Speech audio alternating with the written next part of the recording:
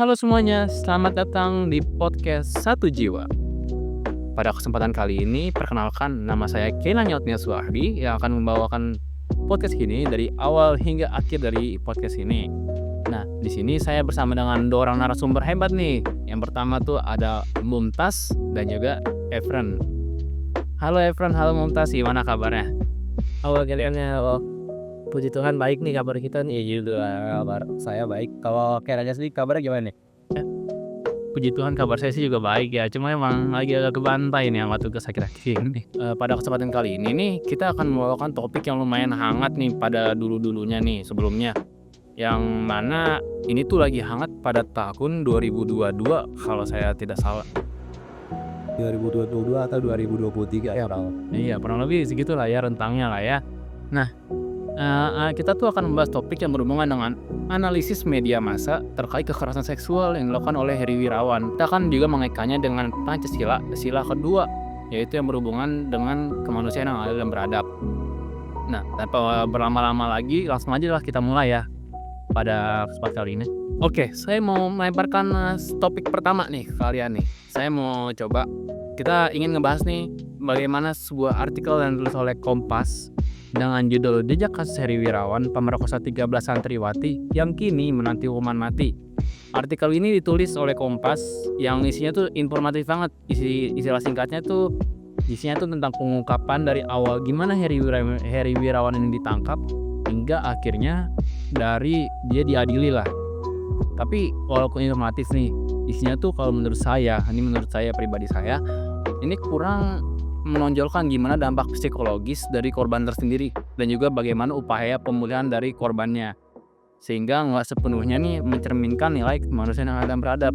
Nah, kalau boleh saya tahu, kalau menurut kalian sendiri sudah dengar sejarah singkatnya itu gimana sih? Dari Mumtaz dulu deh mungkin. Kalau saya sih sangat setuju dengan poin yang tadi ya Kenan ya. Karena dalam jurnalisme itu sebenarnya kita itu penting untuk tidak hanya informatif, itu menurut saya kurang ya.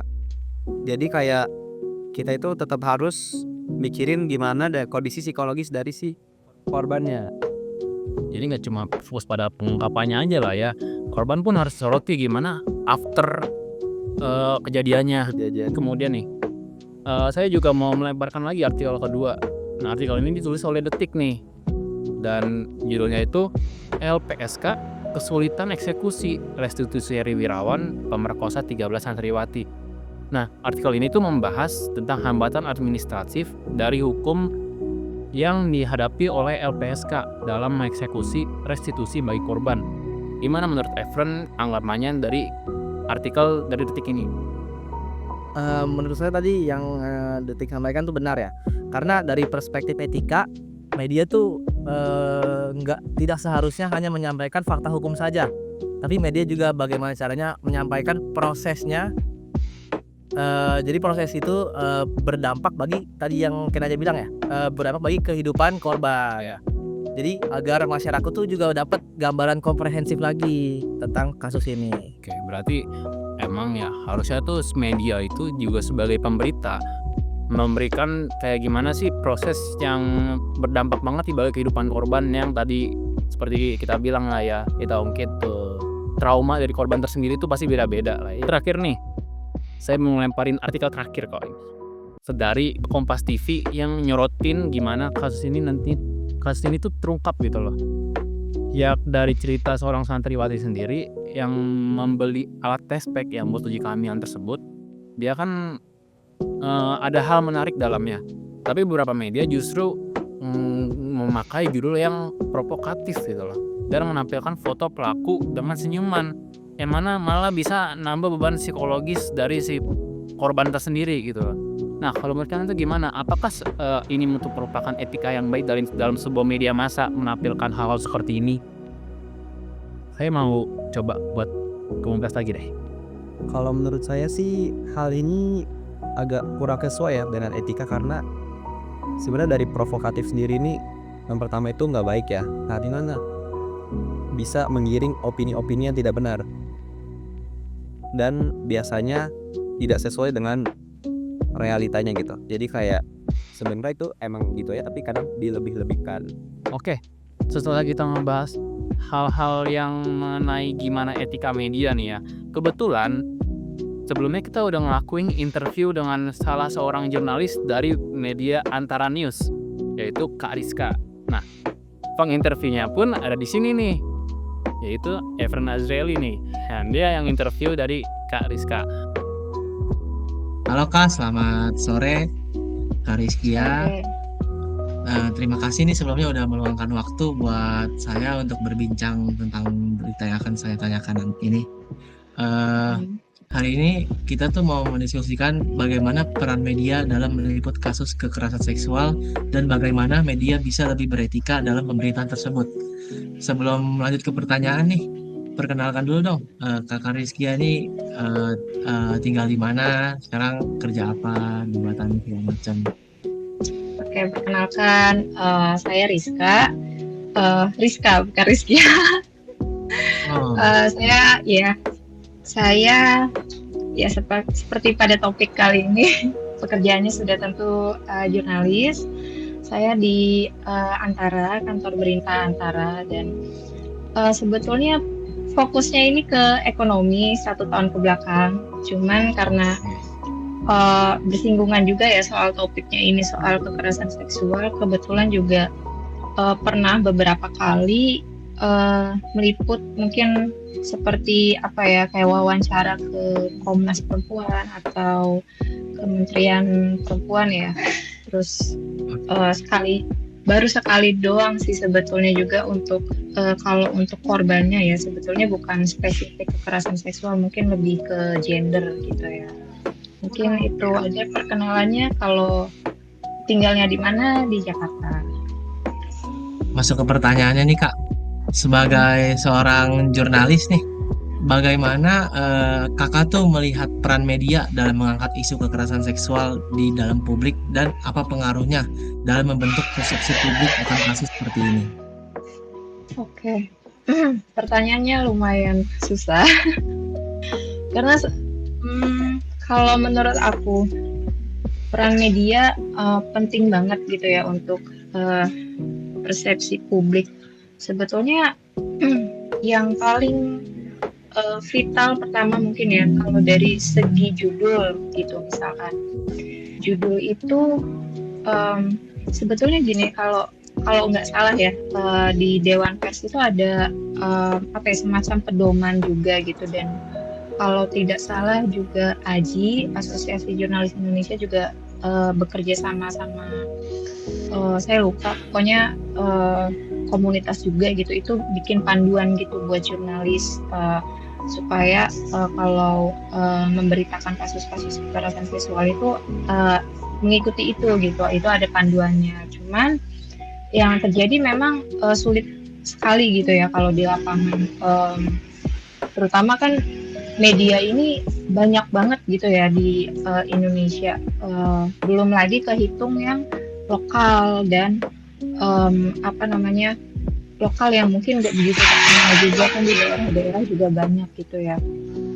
Nah, itu penting banget sih. Pertama kayak misalkan dari judul, dari pengambilan angle gitu, itu apakah berperspektif korban atau enggak gitu. Kadang kan kayak misalkan korban itu disalahkan gitu kan, seolah-olah kayak disudutkan gitu kan. Atau misalkan contoh kasus, misalkan memang kenyataannya misalkan perempuan itu statusnya janda gitu dan lain sebagainya, tapi yang ditonjolkan tuh statusnya, bukan dia itu sebagai korban gitu.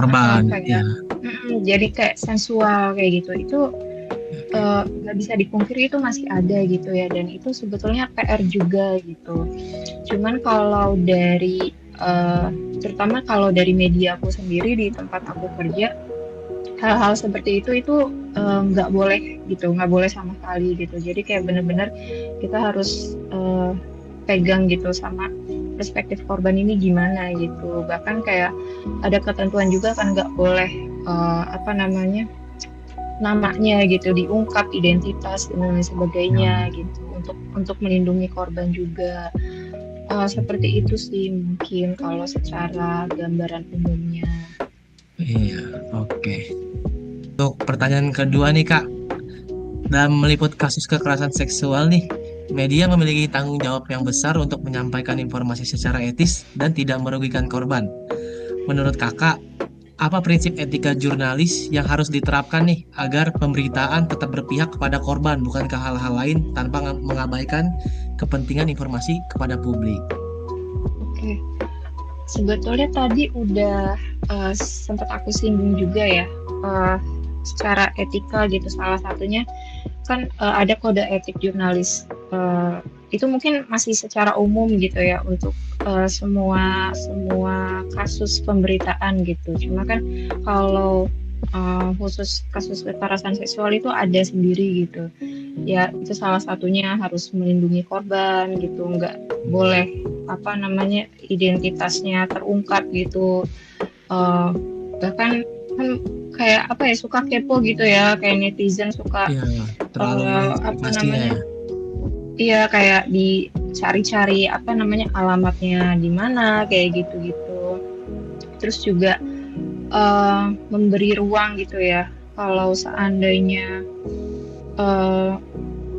memberi ruang, intinya gini, kalau yang aku tangkap ya gitu, terlepas dari misalkan kasusnya itu pada akhirnya bersinggungan dengan hukum misalkan, entah mungkin ini ya, katakanlah korbannya itu perempuan gitu. Nah, entah dia aku lupa ya istilah hukumnya apa gitu, tapi intinya kita pertama percaya dulu gitu sama korban gitu. Oke. Entah nanti proses hukumnya seperti apa gitu, tapi pertama itu percaya aja dulu gitu sama korban, karena korban itu buat speak up aja itu lumayan struggling banget gitu. Susah, Dan ketika ketika dia udah berani gitu, udah bilang ke media gitu, misalkan didampingi pengacara ya gitu, itu udah hal yang luar biasa gitu ya, terlepas dari nanti hasil hukumnya itu seperti apa gitu. Tapi yang pertama itu kan harus berpihak pada korban dulu. Korban. Oke. Selain judul juga, terus di badan berita juga seperti itu, kayak harus hati-hati gitu untuk nulisnya kayak gitu. Gitu sih. Oke, baik Kak. Untuk pertanyaan selanjutnya nih, di sisi lain media juga menghadapi berbagai tantangan dalam meliput kasus-kasus sensitif seperti ini. Apa saja kendala yang sering dialami oleh jurnalis atau Kakak nih selama jadi jurnalis, kendala apa aja sih yang sering dialami dalam memberitakan kasus-kasus yang seperti ini? Terus apakah ada faktor tertentu seperti keterbatasan akses informasi atau tekanan dari pihak tertentu nih, dan juga yang dapat mempengaruhi pemberitaan atau pemberitaan sebagai jurnalis? Tantangannya apa ya? Katakanlah misalkan kasusnya itu antara perempuan A yang bukan siapa-siapa gitu, dengan pelakunya adalah B gitu, yang dia tuh siapa-siapa gitu, punya jabatan, punya posisi gitu, punya power. Nah, biasanya tuh pada ngincernya tuh yang punya power gitu, karena karena dia terkenal gitu. Sementara korbannya ini kayak tersingkirkan gitu suaranya gitu. Kadang suka aku juga nggak ngerti sih gitu. Cuman ya itu juga sih tantangannya. Dan menurutku harusnya, walaupun udah ada ini ya, udah ada kayak ketentuan gitu Dewan Pers, harusnya mungkin lebih dipertegas lagi gitu ya. Seperti itu ya Kak ya. Semoga menjawab dan tidak kemana-mana. Sangat menjawab Kak. Ilmu baru juga nih buat saya. Pertanyaan terakhir nih Kak, kedepannya nih, apa langkah-langkah yang Kakak bisa lakuin agar pemberitaan media massa tuh mengenai kekerasan seksual tuh lebih adil, beradab dan berpihak pada korban? Oke. Kalau tadi pertanyaannya apa yang bisa aku lakuin gitu ya, terus jujurnya berat sih. Berat ya. Karena berat banget gitu. Mungkin dari hal paling sederhana aja ya gitu, bahwa aku harus sebagai pribadi gitu, sebagai pribadi itu harus nulis sesuai dengan apa yang sudah ada ketentuannya gitu. Mengikuti panduan kode etik jurnalistik mungkin itu ya.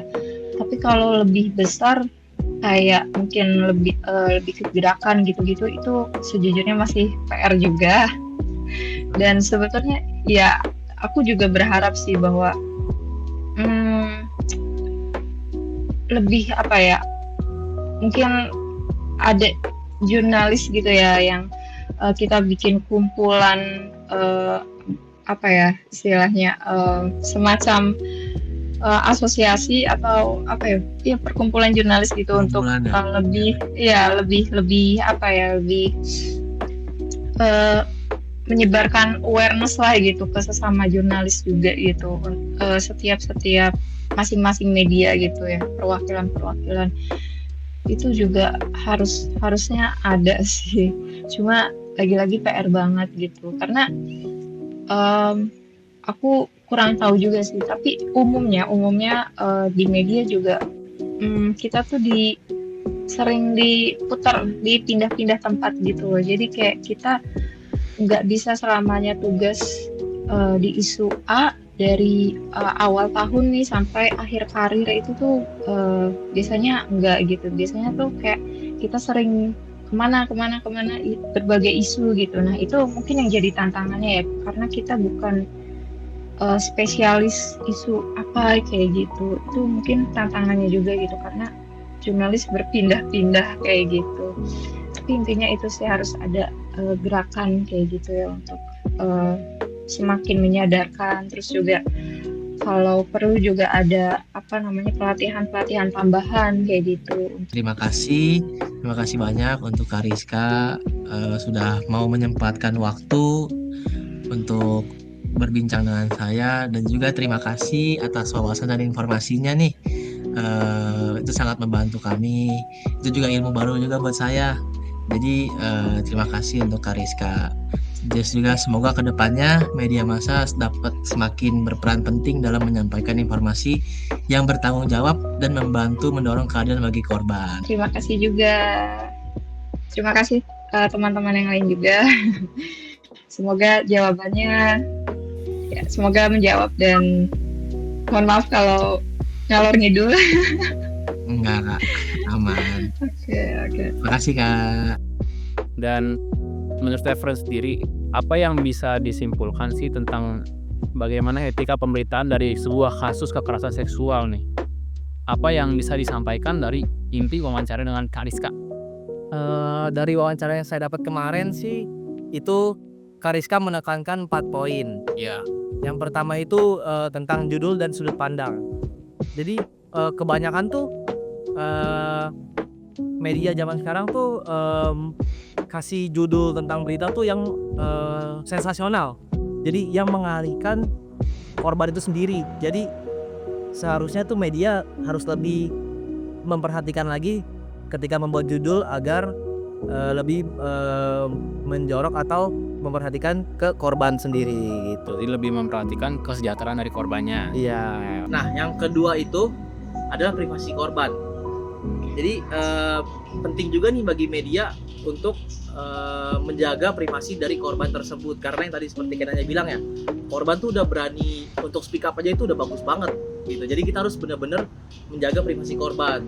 Dan kadang juga pemberitaan seperti ini tuh rata-rata privasi korban tuh terang-terangan. Ada yang terang-terangan, juga ada yang secara tidak sengaja. Nah, jadi ini tuh menimbulkan stigma bagi masyarakat, stigma sosial. Nah, yang ketiga itu ada etika pemberitaan dan peran editor. Zaman sekarang ini kan semakin susah ya untuk mencari informasi, apalagi tentang berita-berita yang eksklusif seperti ini. Jadi dengan cara apapun tuh jurnalis menghalalkan segala cara untuk mendapat informasi, termasuk menghilangkan kode etik jurnalis sendiri gitu. Dan juga terkadang tuh beberapa ada editor yang menggiring opini publik terhadap korban.